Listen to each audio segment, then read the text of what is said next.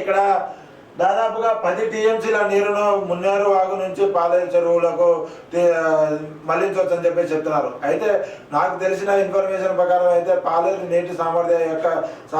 చెరువు యొక్క నీటి సామర్థ్యం 1 టీఎంసీ.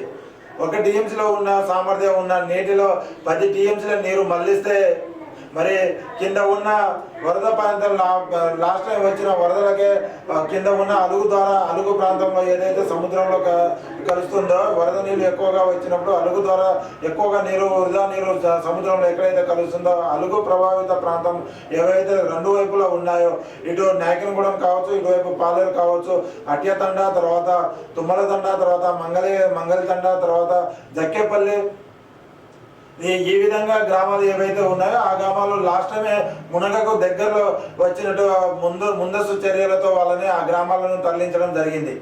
మరి ఈ 10 టీఎంసీల నీరును అది కూడా వర్షాకాలం వచ్చే టైంలోనే ఈ 10 టీఎంసీల నీరును పాలేరు చెరువుకి ఒకవేళ తరలిస్తే మరి ఈ తండాల పరిస్థితి ఏంటి అని చెప్పేసి మంత్రి గారు కూడా ఒకసారి ఆలోచించాలని చెప్పేసి కోరుతా ఉన్నాం.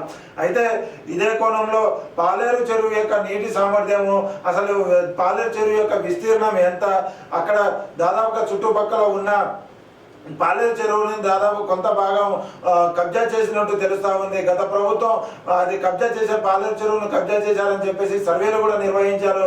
కానీ అది సర్వేలు నామమాత్రమే కాగితాలకే పరిమితమైనాయి, కానీ చర్యలు మాత్రం శూన్యము. ఇదే విధంగా ఇప్పుడున్న మంత్రి మాత్రం కనీసంగా పాలేరు చెరువు విస్తీర్ణం పైన, నీటి సామర్థ్యం పైన దృష్టి సారించి ఆ ఏదైతే కబ్జాకు గురైన భూమిని తిరిగి సర్వే చేపించి ఎంతవరకు అయితే కబ్జా అయిందో ఆ కబ్జా కోణాన్ని తీసేసి పాలేరు చెరువు యొక్క నీటి సామర్థ్యాన్ని పెంచి రైతులకు ఇక్కడ కూడా మున్నేరు వాగులో కూడా వర్షాకాలంలో వరద వచ్చినప్పుడే వస్తుంది. అప్పుడు పాలేరు చెరువు నిండుకుండలా ఉంటుంది. మరి నిండుకుండలా ఉన్న నీటిలో ఏ విధంగా ఇక్కడ నుంచి వరదలు వెళ్ళే నీటిని మనం మళ్లించగలం? ఎప్పుడైనా సరే దాదాపుగా డిసెంబర్ నెల తర్వాత చూసుకున్నట్టు పాలేరు చెరువుకి నీటిని మళ్లిస్తే బాగుంటుంది. కానీ అదే డిసెంబర్ నెలలో ఇక్కడ ఉన్న మున్నేరు వాగులో కూడా నీరు ఉండదు.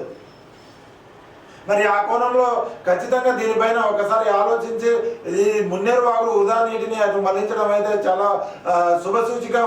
కానీ పాలేరు చెరువు నీటి సామర్థ్యాన్ని కూడా పెంచడం చాలా అవసరం అని చెప్పేసి మంత్రి పొంగులేటి శ్రీనివాసరెడ్డిని కోరుతా ఉన్నాం.